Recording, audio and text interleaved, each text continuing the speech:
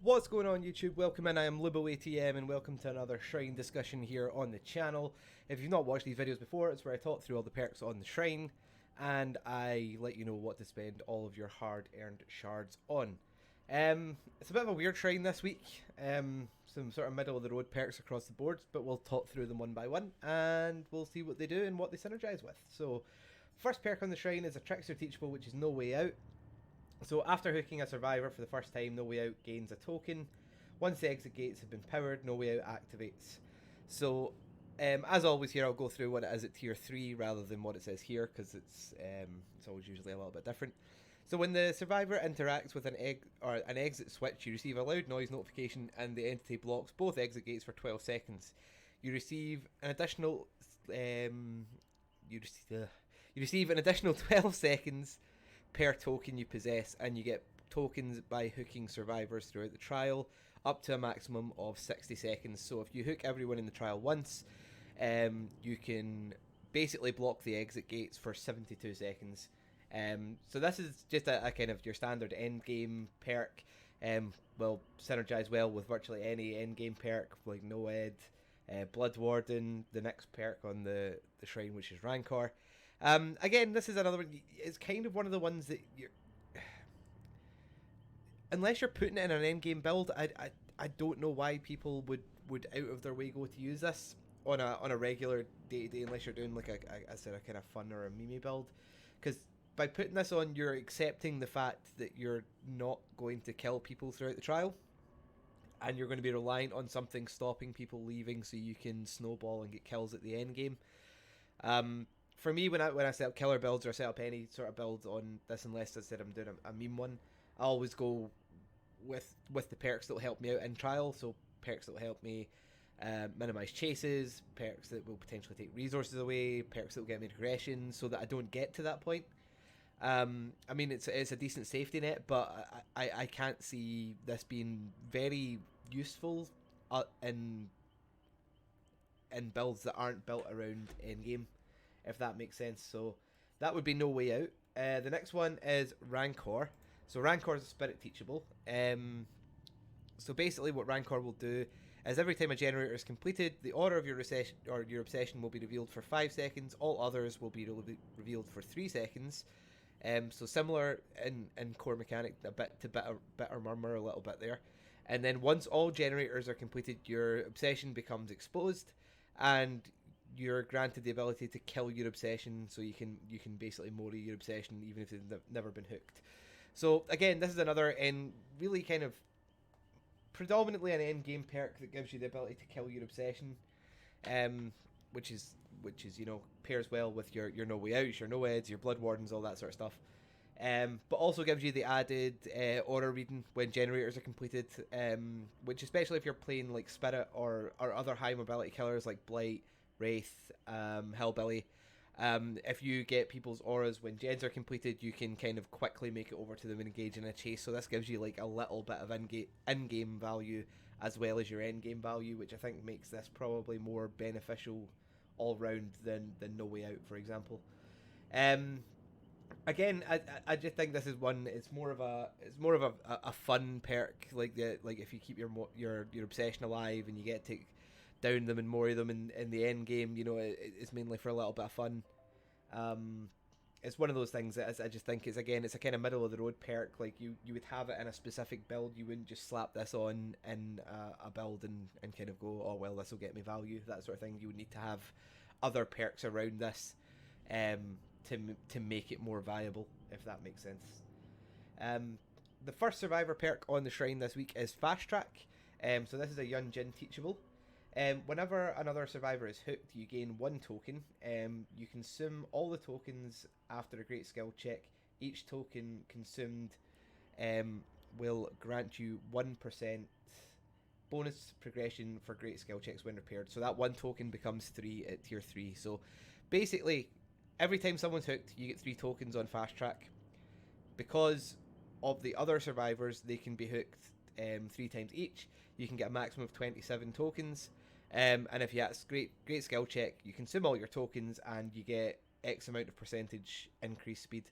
This was one that I ran when it first came out because I quite liked it. Felt it came in clutch a little bit at the end of matches, but then the more I played with it, the more I realised the way you had to make it work made it more difficult to get value out of. So basically what you're saying is you're kind of, to get value out of this, you need your teammates to be going down regularly and being hooked regularly.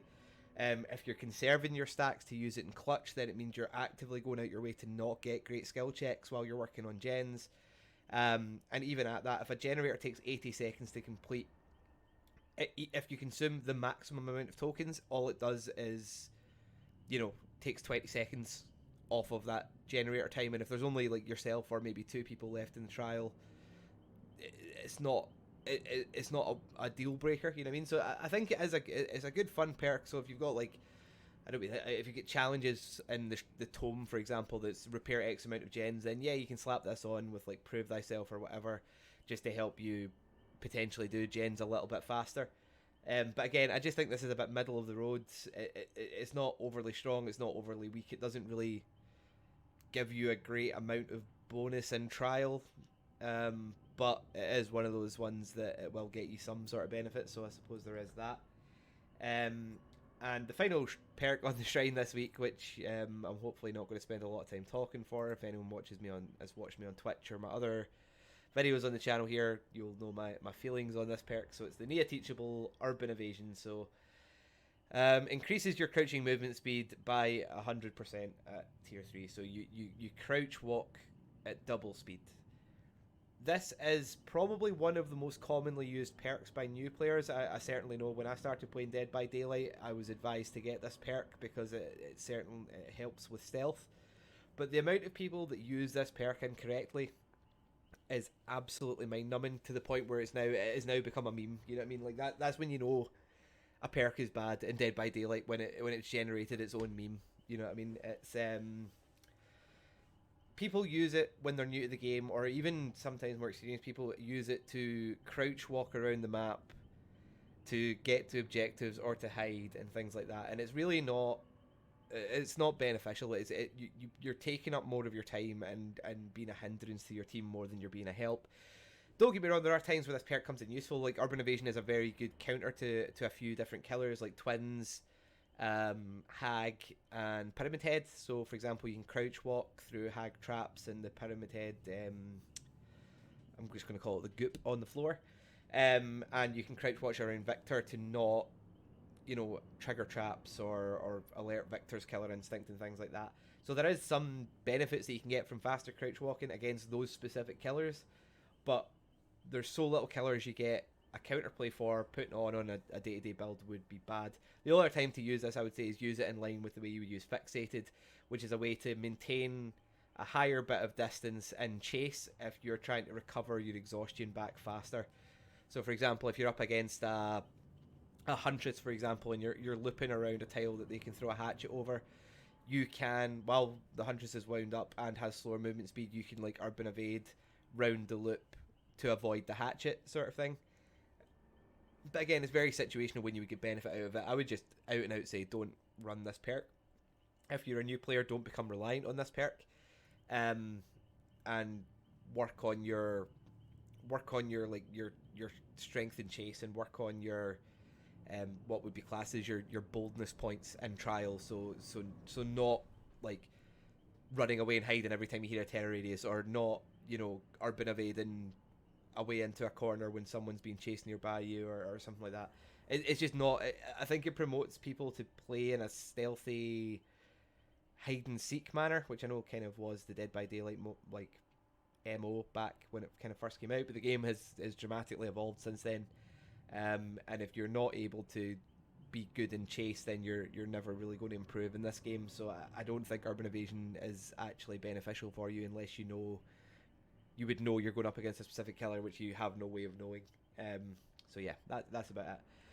One last thing to touch on is day of release and today, the new part of Tome 9 is coming out, which is obviously the Trickster and Yunjin tome. So No Way Out and Fast Track, I would assume, are going to be challenges in this next part of the tome. But yeah, that's the shrine. Again, they're all fairly middle of the road. If I had to recommend any to your survivor one would probably be fast track, and your killer one would probably be Rancor. But yeah, that's the shrine this week, guys. That's what my recommendations would be, and what you can use these perks well with. As always, I've been LiboATM. Thank you very much for joining me. Please like the video, subscribe to the channel, and until I see you guys next time, peace.